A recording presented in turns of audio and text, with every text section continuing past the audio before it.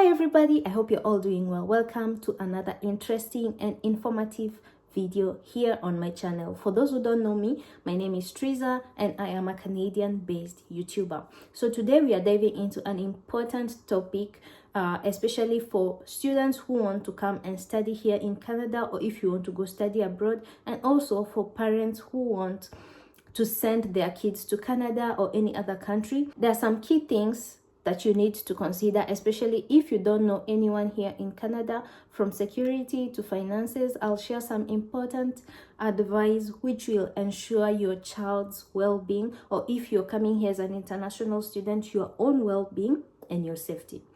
Without further ado, let's get into the video. The reason why I am making this video is because there was an incident that happened last week of a Congolese student who went missing, and it's the mother who is in Congo who was calling the police here and getting everyone she knew here to go look for her daughter.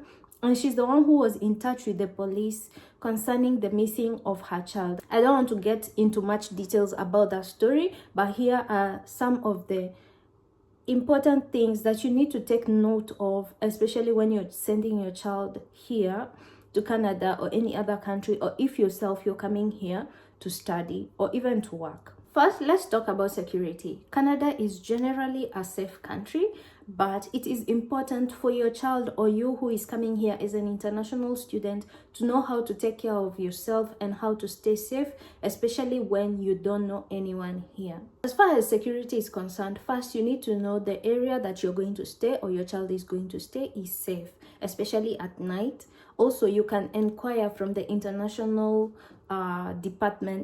students department the accommodation that they recommend for you or your child to be staying in if you're coming here as an international student, or if you're looking for a school for your child to come. The other thing is knowing emergency contact. Here in Canada, if you don't feel secure, if someone is stalking you, if anything is happening, you can call 911 and they will be there in no time. The police will be there, the ambulance will be there. So make sure they know that in case of anything, if they are not feeling safe, they can always call 911. The other thing is that the students should also know about the international their university's international office contact. This is very, very important, because if anything happens to you, this is the number of the first contact they will call, because these are the people who have your information. Because of course, when you come here, you fill in the information of your parents, your emergency contact. This is where the information is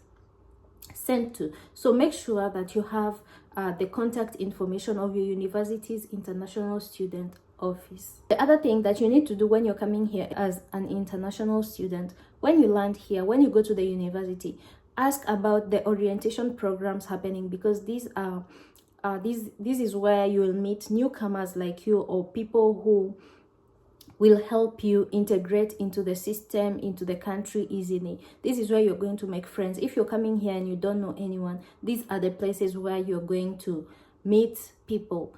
Before even you come, you can go online and look for groups to join for international students. When I came here, of course, I didn't come as a student, but I wanted to integrate into the community. I wanted to know, are there Kenyans in Quebec? So what I did, I went online on Facebook and I got a Kenyan Quebec group, and I joined it even before I moved here. So at least I knew there were some Kenyans here in Quebec.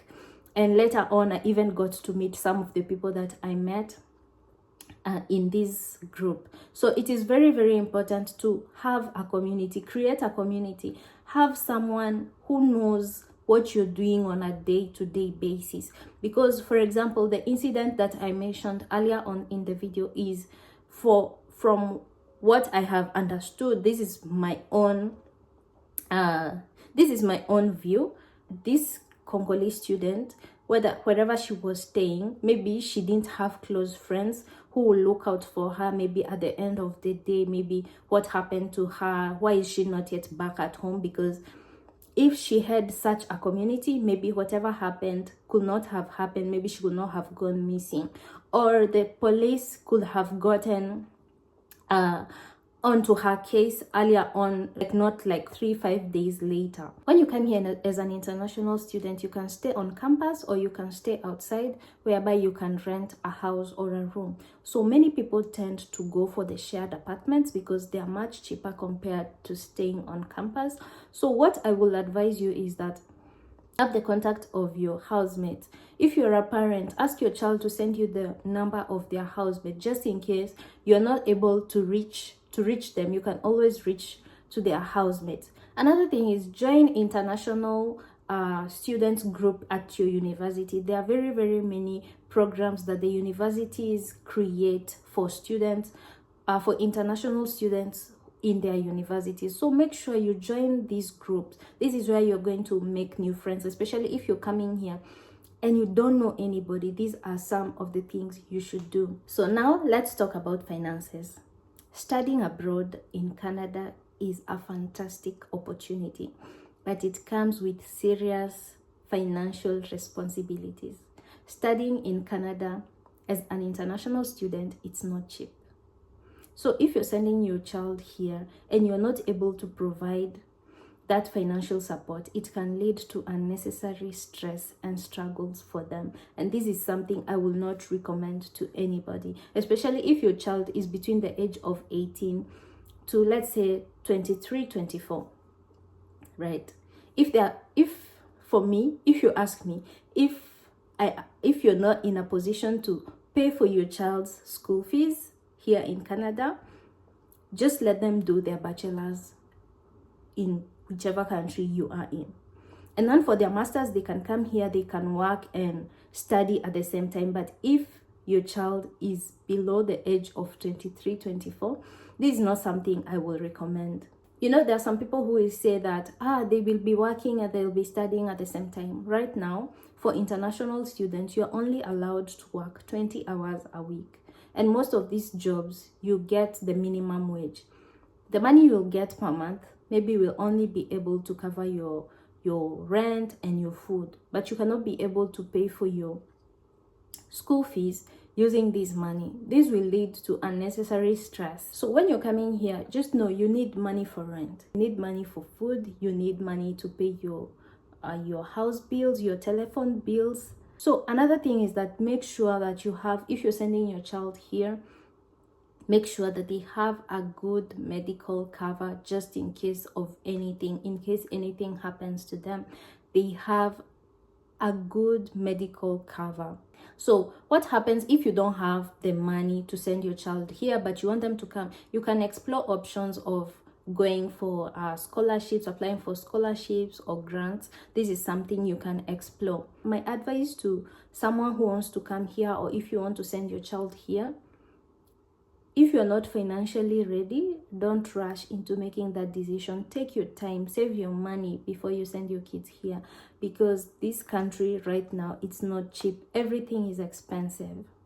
Everything is expensive. So you just take your time before you think of sending your child here if you're not financially able to support your child. Another thing for parents is that you should encourage open communication, or if you are coming here as an international student, make sure you keep an open communication with your relatives or your close people who are close to you back home, because this will help you feel supported, or this will help your child feel supported when they come here. Keep that open communication with them. So another important thing is about mental health and counseling. Moving to a new country is not easy. It's not easy. Believe me when I tell you, it's not easy. You need support. Imagine when you are with family here, it's not easy. So imagine if you're here by yourself, you don't know anybody. It's not easy.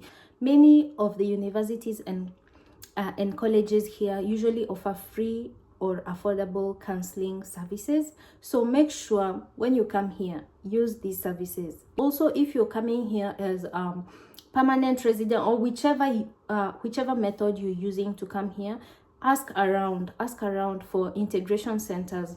There are people there who offer free or affordable counseling. So if you're an international student, you're already here in Canada or whichever country you are in, you're feeling sad, you're feeling depressed, you're feeling frustrated, you are not alone. Please seek help, talk to someone about it. Go to your university or whichever educational institution you are in. Go look for these services. You'll be surprised that you'll get free services, or even if you have to pay, you'll pay very little. So don't die out there alone. Please look for help. Get a community. Make sure you are in touch with someone on a daily basis, just in case anything happens to you.